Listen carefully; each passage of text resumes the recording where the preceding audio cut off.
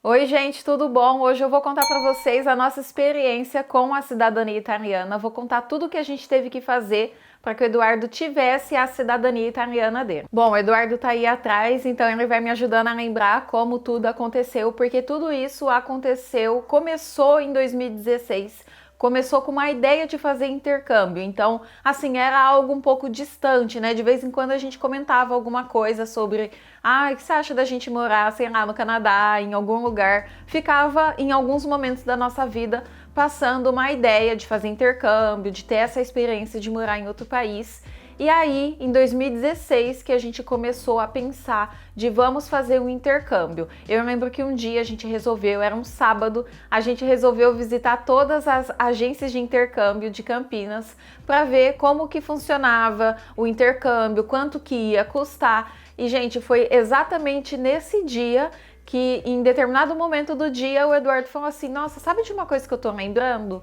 De uma vez que o meu primo falou que tinha uns documentos de antecedentes italianos para tirar um dia a cidadania italiana. Eu falei assim: nossa, eu vou perguntar para ele como que tá o andamento, né, desses documentos. E isso animou mais a gente, porque com a cidadania europeia ia ser bem diferente de fazer o intercâmbio, porque você não precisa de visto para entrar nos países, né, da União Europeia, não precisa pagar curso, né? Você pode morar, trabalhar, estudar, tem vários benefícios que a cidadania, né, uma cidadania europeia traz, mas essa é a principal vantagem de um passaporte europeu, você poder morar em qualquer país da União Europeia sem precisar de um visto a mais. Também facilita em outras coisas, como sistema de saúde, sistema de educação, ou visto para outros países, como Estados Unidos, Canadá, Japão, que precisaria de um visto. Quem tem o passaporte europeu não precisa, né, pedir esse visto. Então foi algo que animou mais a gente, então a gente entrou em contato com o primo do Eduardo, o Altair, e ele falou todos os documentos que ele tinha, e ele já tinha feito a maior parte da pesquisa durante muitos anos. Em algumas viagens que ele fez para a Itália, ele foi resgatando os documentos, então ele tinha a maior parte feita e ali deixou descansando ali na gaveta, e quando a gente voltou a conversar com ele, a gente reviveu, assim, tipo, a vontade, né, que ele também tinha de ter a cidadania italiana. Então a gente se uniu e falou, não, vamos atrás disso, né? Eu tenho os documentos, vamos ver o que precisa para terminar. E aí ele lembrou que tinha uma escola, né, se eu não me engano, a escola chama Pellegrini. É, o Instituto Pellegrini, que é uma escola que dá aulas de italiano, e também tinha o Flávio lá, não sei se ele ainda tá lá, ele que faz tradução, ele tem os contatos ali com esse tema, né, da cidadania italiana. Então um dia a gente marcou, tipo uma consultoria, né, para eles nos ajudar, assim, de uma forma de como dar uma ideia do caminho que a gente tinha que seguir, falar um pouco de como é o trâmite, né, da cidadania italiana, e aí a gente marcou essa consulta com ele, e ele tirou a maior parte das nossas dúvidas ali naquele dia, e também com isso eu fui conversando mais com o Altair para a gente conversar sobre, eu entender mais como que era a árvore genealógica, entender quais eram, assim, as famílias, o que a gente tinha que ver, quais eram os documentos, o que podia dar errado. Então, ali no primeiro momento, quem ainda não tem, né, essa parte dos documentos, a primeira coisa que você tem que fazer é buscar os documentos que te provam que você tem a descendência de uma pessoa que nasceu na Itália. Então esse é o primeiro passo que você tem que fazer, é buscar todos os documentos, né, que foi o caso do Eduardo, que o primo dele, o Altair, tinha feito já a maior parte dessa busca, né, porque é uma investigação, gente, você sabe, né, você conversa com a sua família, você já escutou falar de que tem algum parente na família que veio da Itália, então é uma investigação, você descobrir quem que é essa pessoa, né? Quais são os documentos. Esse é o primeiro passo de fazer essa investigação e descobrir os documentos. Geralmente eu falo que a gente tem que começar assim de trás para frente, né? Se você acha que você tem direito, vai buscando sua certidão dos seus pais, dos avós, até chegar na pessoa que nasceu na Itália. E no caso do Eduardo é interessante que, assim, é muito próximo, a pessoa que veio da Itália era o bisavô dele, então, assim, só tem o Eduardo, o pai, o avô, e o bisavô já veio da Itália, né? O bisavô do Eduardo veio pro Brasil, casou, teve vários filhos, e um desses filhos é o avô dele, que é o mesmo avô em comum do Altair. Então, a partir do avô, o Altair teve tem o pai dele, o Eduardo tem o pai dele, e foram 4 primos ali, depois que a gente conversou com as outras pessoas, tinha mais alguém interessado.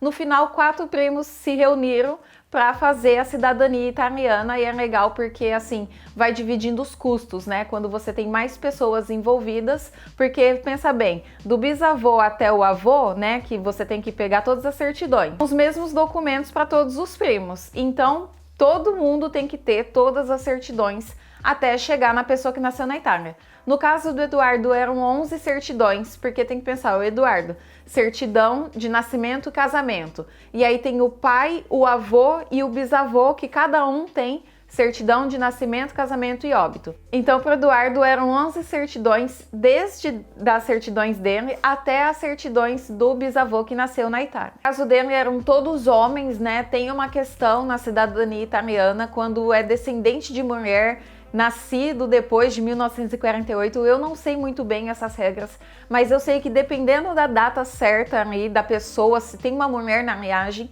tem que fazer a cidadania italiana por meio judicial para conseguir, né, esse direito. No caso do Eduardo, eram todos homens e era bem pouco, né, as pessoas assim até chegar na pessoa que nasceu na Itália. Então a primeira parte, né, da cidadania italiana é fazer as investigações dos documentos e ter todas as certidões, nascimento, casamento e óbito de todos os envolvidos. O segundo passo é a certidão negativa de naturalização do italiano, né, ou da italiana. Essa certidão demonstra que o italiano, quando foi para o Brasil, não pediu a naturalização brasileira e assim não abriu mão da cidadania italiana, né? Então, se essa certidão sai positiva, significa que o italiano perdeu os direitos de passar, né, a cidadania italiana aos descendentes. Então essa certidão tem que sair negativa, tem que pesquisar todas as variantes do nome. Por exemplo, o caso do bisavô do Eduardo, ele chamava Arturo na Itália.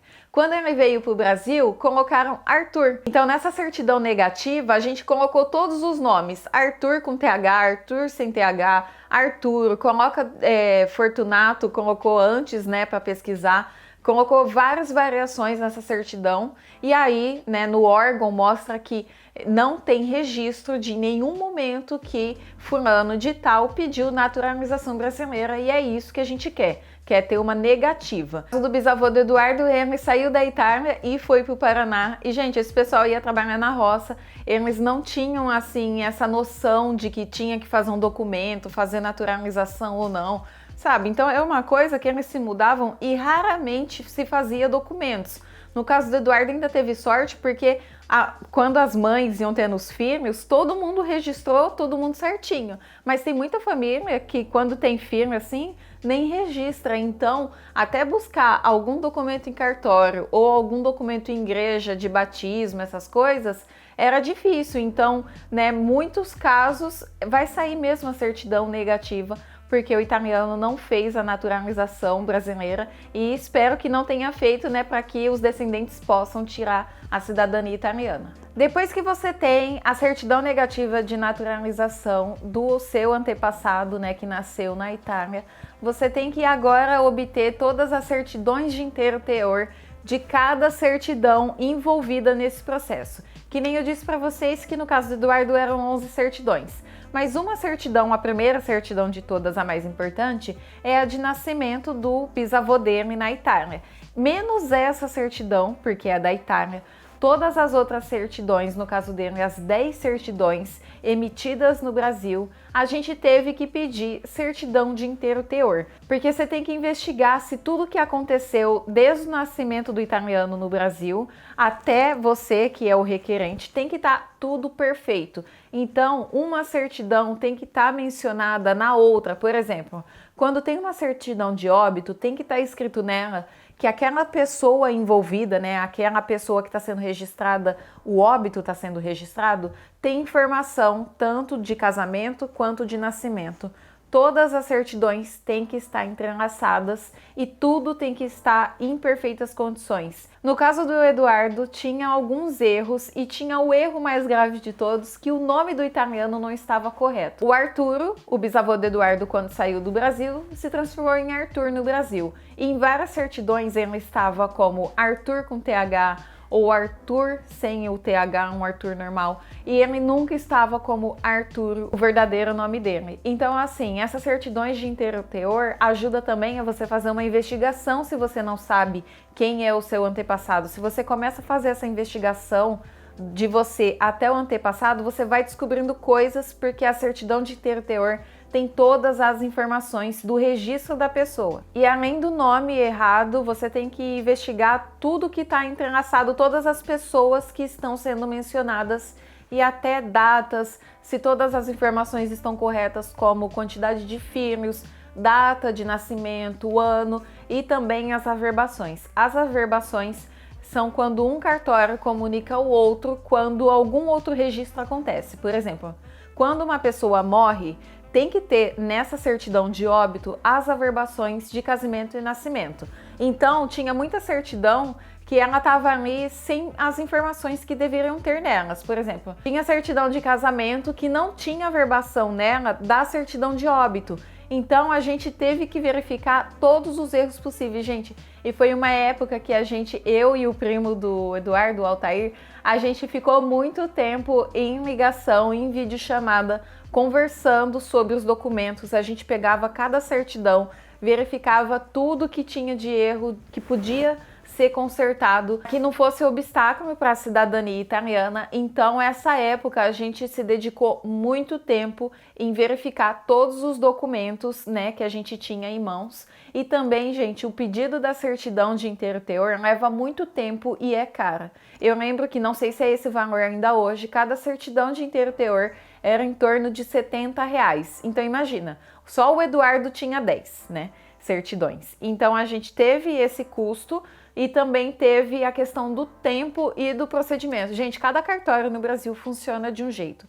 Tem cartório que funciona por telefone, por e-mail, e tem outros, se bobear, a gente teve que mandar até uma carta por fax, sabe, pedindo uma autorização, carta por correios, então tudo assim demanda tempo. E como tinha muita gente envolvida e teve mudança dessas pessoas de estado, então de uma só pessoa, às vezes a gente tinha que pedir certidão de nascimento no Paraná, de casamento em Minas, de óbito em São Paulo, Campinas, ou então assim, vários cartórios diferentes, às vezes numa mesma cidade.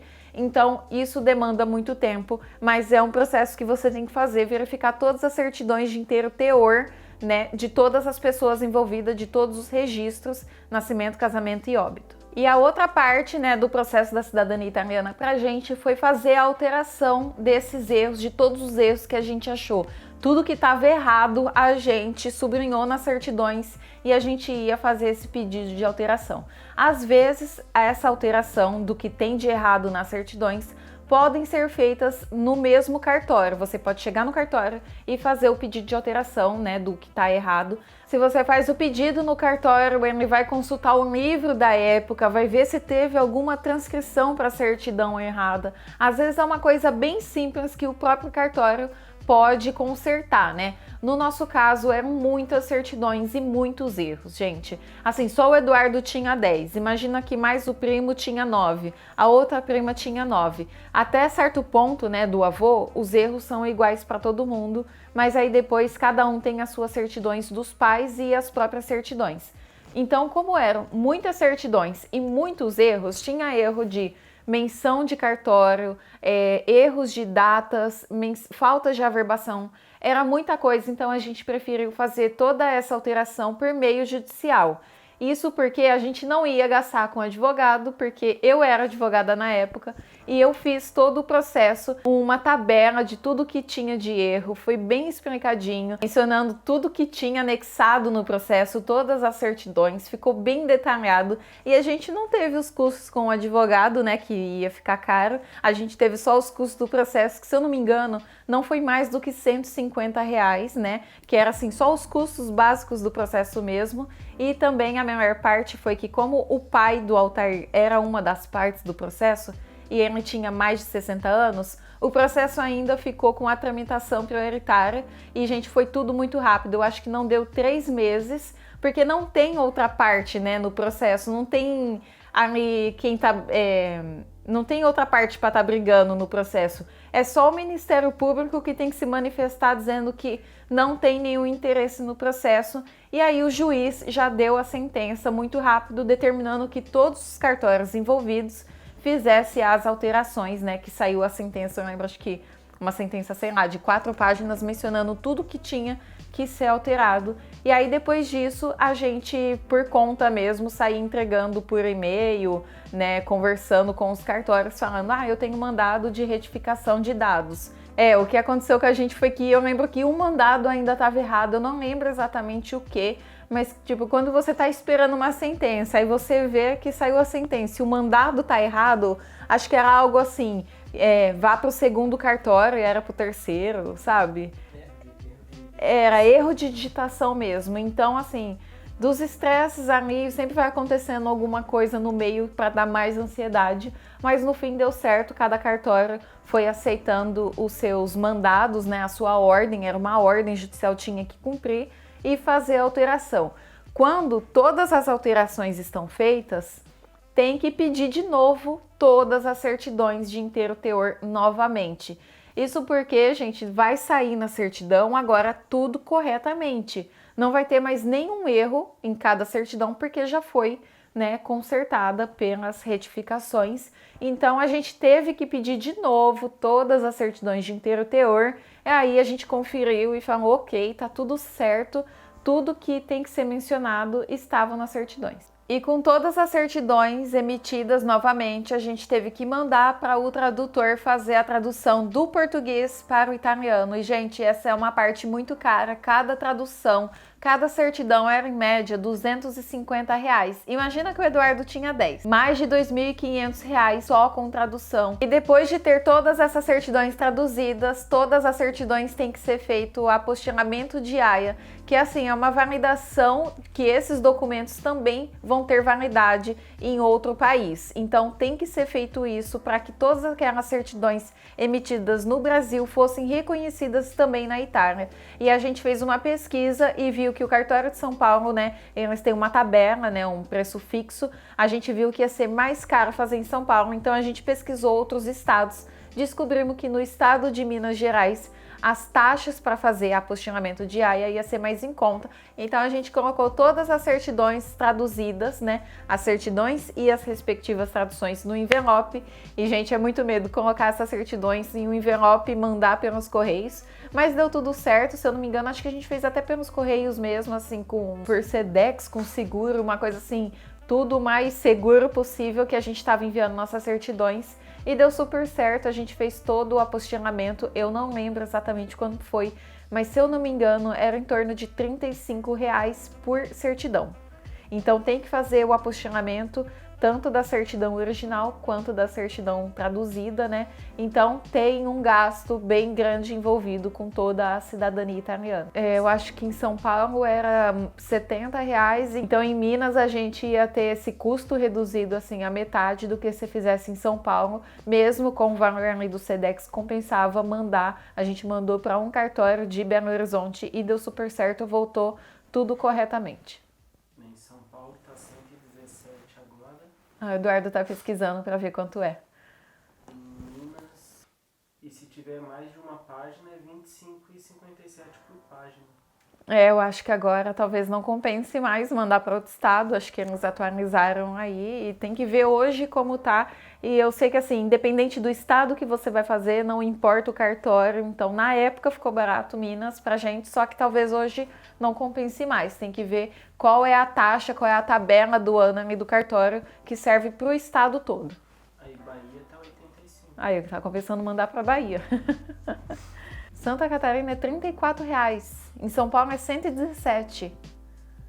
Aí tem que fazer essa pesquisa de outros lugares, porque é tanto custo com a cidadania italiana que você tem que ver todos os meios que você pode economizar. E até me faz lembrar uma coisa agora, que você pode não ter esses custos, né, de fazer o apostilhamento de Haia e fazer os custos da viagem para a Itália se você faz tudo no Brasil. Mas aí, gente, você tem que entrar na fila. Por exemplo, em São Paulo tem uma fila de 12 anos. Eu entrei hoje para consultar e eles estão fazendo a consulta de quem fez o pedido de cidadania italiana em 2008.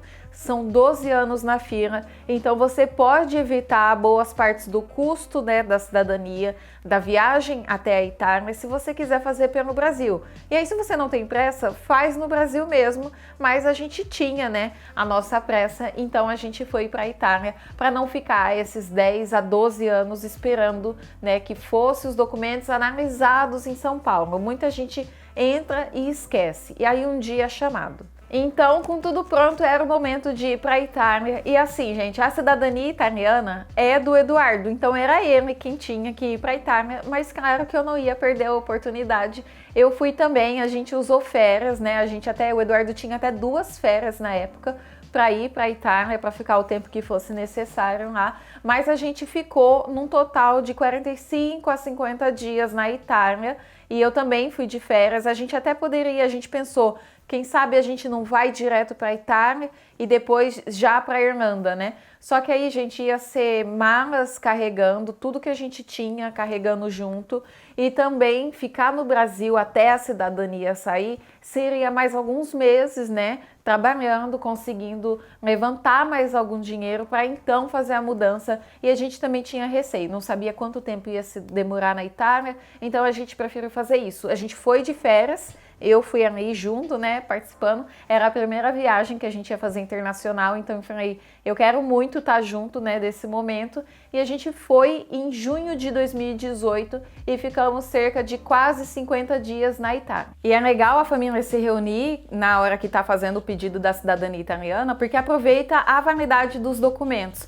Quando a pessoa é viva, era assim na época, tá, gente? Confere com a pessoa, a assessoria da Itália, se ainda é desse jeito. Para quem é vivo, as certidões valem por 1 ano. Para quem já morreu, as certidões valem por 3 anos. Então, assim, na família do Eduardo, se alguém quiser tirar a cidadania italiana de novo, não consegue aproveitar os documentos, tem que fazer todo o pedido, toda a certidão de novo. E outra coisa que é legal é que se você faz ali numa certa época, né, da validade dos documentos, é só na Itália e continuar dos documentos, talvez ali, se é no caso de um primo, do seu pai até você. São poucas certidões para completar esse processo que está na Itália.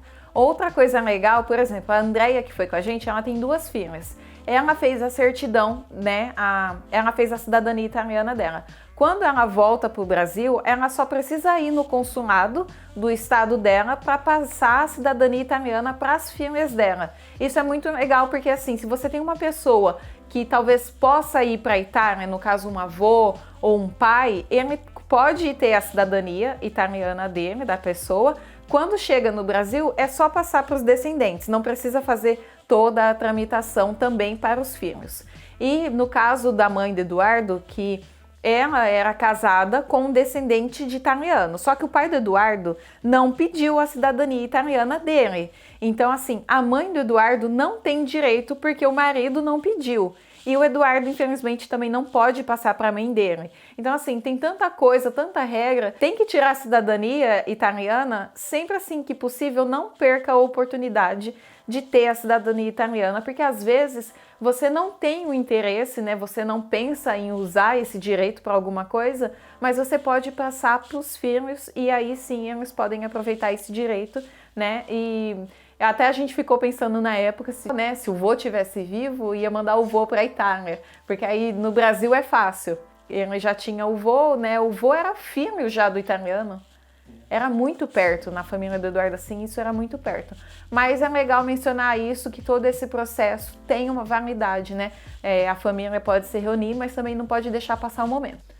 E quando a gente foi para Itália, a gente foi para uma cidadezinha que chama Castel Raimundo, bem pertinho de Ancona. E é legal dizer que você não precisa ir na mesma cidade que o seu antepassado nasceu na Itália, você pode fazer o pedido da cidadania italiana em qualquer comune da Itália. Então, o bisavô do Eduardo nasceu perto de Veneza e a gente foi fazer, né? O Eduardo fez a cidadania italiana dele numa outra cidade. E como eu falei, no caso do Eduardo, foram 4 primos que se reuniram para fazer, né, o pedido da certidão da cidadania italiana todos juntos, porque isso é legal, porque você consegue dividir também os gastos, né, que você tem com as certidões. Porque no caso deles, do bisavô até o avô, todas as certidões iam ser iguais para todos. Mudava, sim, a certidão do pai de cada um e as próprias certidões. Então, era uma forma de dividir os gastos, né? E também de dividir a viagem. Primeiro foi a Amanda, a prima do Eduardo, depois o Altair foi sozinho e o Eduardo foi com a Andréia, e foi bem legal assim a viagem. Foi eu, o Eduardo e a Andréia, a gente conseguiu passear bastante. Na próxima oportunidade que eu tiver, eu vou contar mais dessa viagem da Itália, do que a gente conseguiu conhecer lá. Mas assim, só queria dizer que se tiver a oportunidade de se reunir com outras pessoas da mesma família, é bem legal porque divide ali os esforços, divide os custos com os documentos e também divide também a parte boa, né? De ir pra Itália junto e dividir esse momento que é bem legal, assim, importante da família, né? Assim que a gente chegou na Itália, o Eduardo teve que fazer assim como se fosse uma abertura de firma, também teve que ir na imigração fazer o pedido, como que chama? Permesso de soggiorno, não é? Acho que é alguma coisa assim, que é para ter uma validade de ficar no país o tempo que for necessário até que saia a cidadania italiana. Mostra que ele está ali com esse propósito e não fica ali só preso ao visto de turismo, né? Então ele está ali para fazer um pedido, um reconhecimento dele, um direito dele. Então ele fez esse documento, acho que fez assim mais algumas coisas com a assessoria em questão de prefeitura, documentos, alguma coisa assim, eu não lembro. Foi ela que cuidou de tudo. A gente teve essa indicação dela através do Flávio, que eu comentei que foi o nosso tradutor que fez a tradução e nos deu a assessoria, ele que passou essa indicação dela. E tudo foi por conta dela, ela ia dando as instruções. Eu lembro que ela falou que a gente podia viajar assim na Itália mesmo, que não era para andar em outro país, e esperar o vídeo. Então a gente tinha esse momento de alguns dias para frente, então a gente conseguiu passear um pouquinho no começo, fez a minha entrevista com o vídeo para saber ele mesmo, requerente, que estava tudo certo. E a partir desse momento era só esperar sair a certidão. A cidadania italiana, o Eduardo teve a certidão de nascimento dele na Itália. Então é esse o documento que a gente fica esperando. E quando sai essa certidão é o momento de fazer o pedido, tanto da carteira de identidade italiana quanto do passaporte. Quando esses documentos chegaram pra gente, muito legal assim saber que depois de tanto tempo, eu lembro que chegou no dia 7 de setembro, era feriado, e eu lembro que eu acordei pensando nesses documentos. E assim, quando chega a certidão, gente, é muito legal de pensar que passou uma etapa e deu certo, a certidão tá ali, o reconhecimento da cidadania italiana.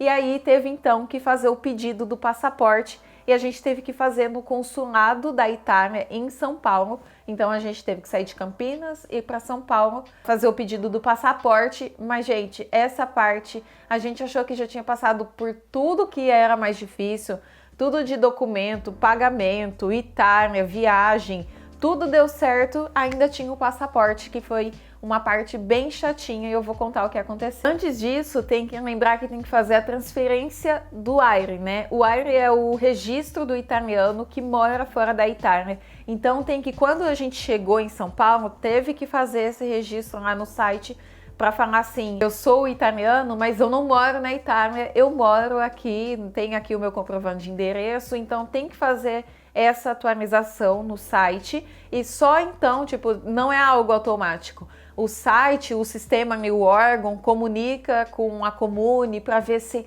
é mesmo italiano, se tá tudo certo. Então leva uns dias para que essa transferência de registro ocorra. E aí, quando sim no site está mostrando que Eduardo mora em São Paulo, que ele pôde fazer o pedido do passaporte em São Paulo. Então a gente fez como que chama? Um appointment? É um agendamento. Então, essa parte que foi a parte difícil, gente, porque tem que fazer um agendamento, né? Tinha que fazer, e isso mudou logo depois de todo o perrengue que a gente teve. Tem que fazer o agendamento no consulado italiano em São Paulo. Só que esse agendamento, eu não lembro muito bem o site, se era Fast It, eu não lembro se era esse site. O que acontecia? Todos os dias eram abertas as vagas às 19 horas. Então, né, tinha que fazer esse agendamento pelo site, mas eu lembro, gente, que eu ficava esperando das 19 horas para entrar, para ver as vagas que iam surgir, e às vezes eu não sei para quanto tempo que ainda ia ser para frente, sabe? Talvez 15, 20 dias para frente. Só que não existia esse momento, porque quando abria às 19 horas vaga, gente, era sem brincadeira. 10 segundos depois mostrava uma mensagem de que todas as vagas estavam esgotadas. Mas como assim, sabe? Nem apareceu a data. Dava um erro no site, quando atualizava de novo, esgotou. Existia uma empresa que você pagava para essa pessoa fazer o agendamento. Então você ficava pensando assim, calma aí, o serviço está disponível a todos. Por que eu tenho que pagar para outra pessoa fazer o agendamento? Então era algo estranho ali, de que você sabia que as vagas talvez eram repassadas, né, para uma empresa, e essa empresa no fim você tinha que pagar. Gente, só que eu me recusava a pagar, eu falava, não, o site está aqui aberto, eu vou conseguir. E fiquei tentando por vários dias, até que eu acho que depois de mais de 2 semanas tentando, eu pensei, gente, eu vou ter que pagar essa empresa. Isso eu acho que era uns R$200 na época. E eu lembro até hoje, estava voltando do trabalho, dirigindo, e pensei, quando for 5 para 7, aonde eu estiver no caminho do trabalho para casa, eu vou estacionar o carro e vou acessar. Então já saí do trabalho com o site ali, já deixei preparado. Na hora que deu 10 para 7, estacionei o carro, tava até com a minha tia, já tinha explicado para ela que eu ia estacionar o carro, e fiquei com o celular na mão. E pensei, gente, a última vez que eu tento, eu não vou tentar mais, eu quero pagar para ter esse agendamento. E aí fiquei com o celular na mão, deu erro, não consegui. Pensei, deixa. Encostei o celular, voltei a dirigir, e quando reparei assim, que a tela piscou, que mudou a tela, estacionei de novo, peguei o celular e tinha finalmente o calendário para escolher uma data e uma hora. E aí consegui, olha, depois de muita insistência, consegui esse agendamento. Aí o Eduardo foi no dia, eu fui com ele em São Paulo. Foi até nesse dia que a gente fez o passeio no EITA, em São Paulo, para matar um pouco da saudade da Itália. Tem até esse vídeo aqui, vou deixar linkado aqui para vocês verem depois. E até assim, foi engraçado porque o Eduardo entra sozinho, não posso entrar, o agendamento é dele. Então fiquei lá na porta esperando. Quando ele saiu, com uma cara tipo, não deu tudo certo. O consulado ainda tem que entrar em contato com o Comune para receber uma comunicação. Gente, é muito frustrante, você tá esperando, não deu certo.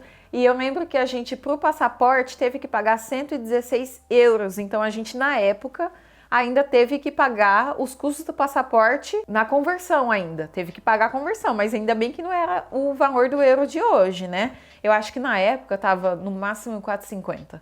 Eu lembro que a gente achava que tava muito caro, mas não era mais de que 4,50. Hoje tá mais de 6, né? Então a gente pagou esse passaporte, era foto, comprovante de endereço, a carta, né, que recebeu, e também um envelope vazio para eles postarem o passaporte de volta para sua casa. Então tinha que levar esse envelope. Só que aí o Eduardo teve que voltar no consulado, não teve que fazer agendamento de novo, era só voltar, e aí terminou todo o pedido, né, de passaporte na segunda vez que foi para São Paulo. E aí deu certo, a gente recebeu o passaporte em janeiro, alguns dias, talvez mais ou menos dia 20 de janeiro. E aí foi nesse dia que a gente, nossa, é muito legal quando recebe o passaporte assim, sabe, que terminou. Cadê o passaporte, amor? Perdeu. É muito legal quando recebe o passaporte em casa, gente, assim, não era nem minha cidadania, era do Eduardo, mas é uma coisa assim, gente, concretização de algo que a gente fez de muito tempo. Tudo começou em 2016 até chegar o passaporte na mão, e também porque tem uma questão de dinheiro, né, de juntar, de marcar viagem, tudo. Foi mais ou menos de 2016 e o passaporte chegou pro Eduardo no começo de 2019. E foi aí que a gente marcou a passagem para a Irlanda, né, finalmente. O quê? Teve esse tempo assim que o teu curso já tinha muita coisa adiantada. Isso. E muitas vezes é isso, ou vai demorar mais, ou você vai gastar mais para que uma pessoa faça toda essa pesquisa. No nosso caso, o primo do Eduardo Altair já tinha feito essa pesquisa por anos, né? Ele foi pesquisando de uma forma assim, de curiosidade dele, de descobrir, né, o passado da família. Quando ele viajava para a Itália, ele viajava nas cidades para buscar, ele foi fazendo essa pesquisa durante anos. Às vezes demora mais ou às vezes você tem que gastar mais. Igual também a gente também não teve que gastar com o advogado, que a gente fez tudo, mas assim, é algo muito caro, gente. É algo assim que demanda muito tempo e muito dinheiro para você ver algo, né? Quando você vê assim um passaporte europeu, um passaporte italiano, tem muito esforço por trás daquilo, né? E só para finalizar, para vocês terem ideias de valores, todo o processo da cidadania italiana do Eduardo ficou mais ou menos, muito mais acredito para mais, né? Que a gente gastou em torno de 20 mil reais. Só com a assessoria na Itália foi 3 mil euros na época, né? Que nem eu disse, eu acho que o euro estava mais ou menos uns 4,50 e teve toda a outra parte de documentação que acredito que ficou em torno de uns 8 mil reais, porque a gente tem certidão para traduzir, apostilamento, pede certidão 2 vezes e também a gente tem que pensar que a gente não teve os custos com o advogado, não teve os custos com uma pessoa fazendo pesquisa, né? Porque às vezes tem que fazer essa pesquisa na Itália. Então teve muita coisa que a gente não teve gasto e mesmo assim é muito dinheiro envolvido para até conseguir uma cidadania italiana. E também depois eu conto mais da viagem da Itália, que também a gente não teve, teve um pouco de custo, né, com a passagem aérea para a Itália, mas não teve tanto, que o Eduardo tinha um benefício. Mas assim, gente, é muito gasto envolvido e assim, é muito esforço também envolvido. É um sonho, né, quando assim, você tá buscando algo que você realmente quer, que vai mudar a sua vida. Então você pensa, na época a gente começou a pensar, a gente precisa disso, que vai ajudar muito no futuro, pra gente estar aqui hoje. A gente tá morando aqui hoje por causa da cidadania italiana do Eduardo. E é isso, eu queria dividir com vocês a experiência que a gente teve, né? Foi assim, um resgate de tudo que aconteceu de 2016 a 2019, até conseguir a cidadania. E numa próxima oportunidade eu conto mais da nossa viagem para a Itália, que foi muito legal, a gente viveu bastante coisa legal lá. E é isso, né?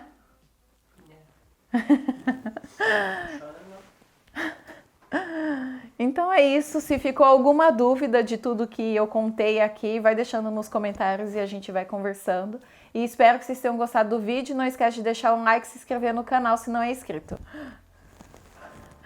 Até mais, gente. Até o próximo vídeo. Toma.